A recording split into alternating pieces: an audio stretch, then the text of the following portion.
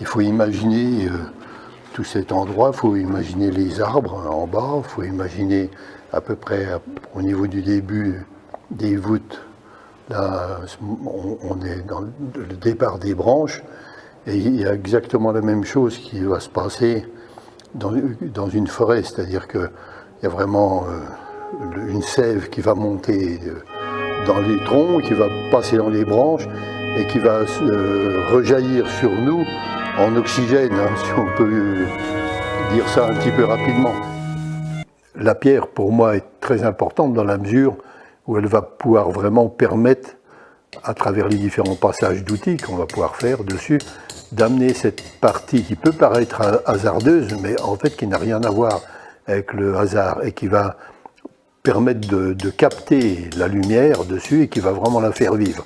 Et la pierre, la taille de pierre en particulier, la construction en pierre, dans la construction cistercienne, entre autres, ça va vraiment être une façon construite, savante, géométrique, d'habiller le vide. Et ce qui est le plus important, c'est le vide. Le plein n'est qu'au service de ce vide. Ce vide, ça va être une expression céleste, pour dire un terme. C'est toujours difficile d'employer des termes par rapport à ça. Et quand je vais dans ces bâtiments, je me sens vraiment, pour moi, je me sens chez moi. Mais chez moi dans un sens de connaturalité qu'on peut avoir avec des éléments. Mais quand je vais en forêt, je trouve un petit peu les mêmes choses aussi. On va trouver cette même force naturelle. Pour moi, l'essentiel dans tous ces bâtiments, on va les trouver dans cette période romane, comme je vous dis, ou dans cette période gothique, mais on va les trouver aussi dans des temples, certains temples grecs.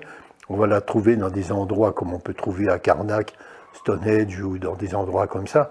Là, on touche quelque chose qui est intemporel. Et là, tant qu'on est dans l'intemporalité, là, ça fonctionne. On est dans la même vision par rapport au divin.